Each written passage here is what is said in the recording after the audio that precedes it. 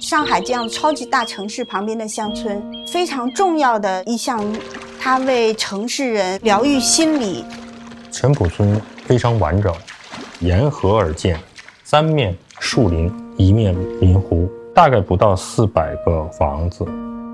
只有1、2户新村民的话，他是会感觉到孤单的。有20、30户这个新村民的时候，我们感觉是特别好。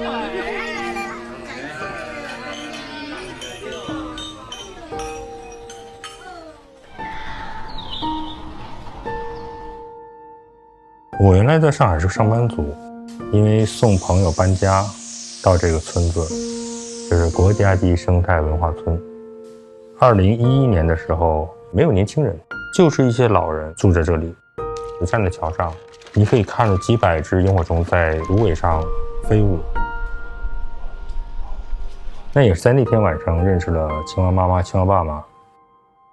他将这一个废弃的没人住的房子改造成这样具有田园风光的小房子，然后就想拜托他们帮我找房子。我们等于是第一家正式住进来一个家庭。我就把那个生态角概念移植到我的院子里面来，挖了一个3米的水井，有循环水的话，水生的动植物就会自己会蔓延。那我再种一些蜜源植物，可以记录将近20种蝴蝶。青蛙是环境的指标，夏天真的一下雨，我们的院子热闹得很，到处都是蛙鸣。我们一来的时候啊，老村民都很保守，那青蛙妈妈这个阿布好，阿布好，阿公好，一路讲过去，把这个气氛就沟通出来。刚来的时候啊，都是喜欢环境、喜欢自然的，像张扬那些，像老朋友一样。我岳父是阿尔兹海默，在城市里面，大量的车、外界刺激形成一种巨大的恐惧，他不敢上下楼。在村子里不会，他是一个安详宁静的，他没有恐惧，他可以出去。他整个身体的衰退速度没有那么快。我的公司在杭州，前的时候可以做3休4，我能让孩子有一个百草园的经历。他现在3岁，他见过壁虎捕捉这些昆虫的样子，分得清青蛙，捞过小鱼。这个恰恰对孩子的成长有很大的帮助。教育的前提是他能不能快乐的成长。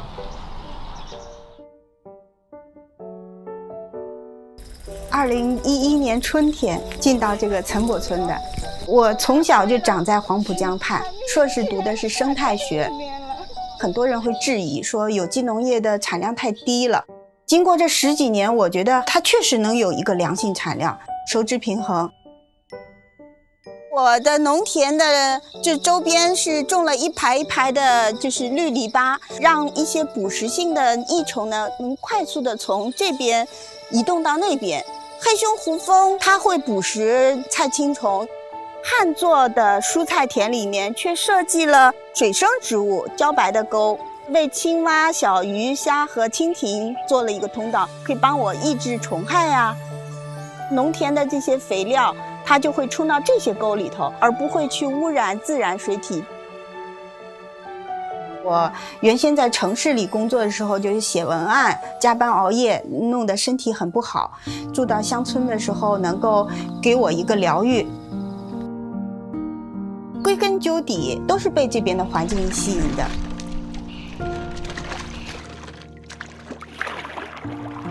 其实水上划船这件事已经完全融入到我们的这个生活的一部分，所有的水路都是通的。比如说划到这个朱家角，划到金泽古镇啊，甚至远的划到像苏州。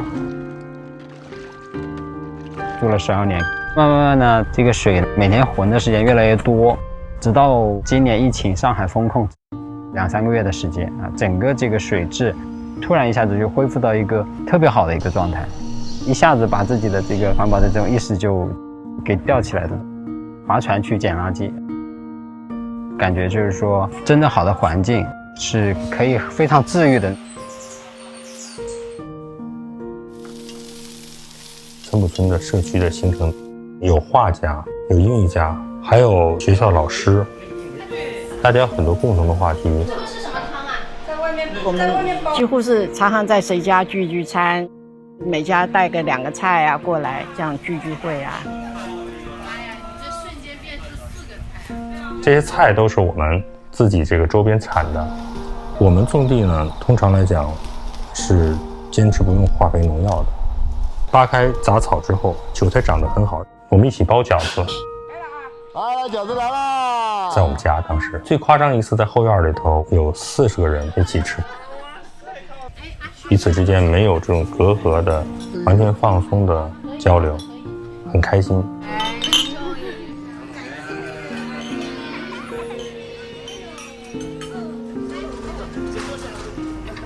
最近我们村子的一半据说又要规划种上城市里的花草，修上城市里的围墙，萤火虫就没有了，白鹭就很难再回来了。上海周边能保留原生态的村落还有几个？我们明明已经有了这么好的环境，它是大自然赋予的一种美丽。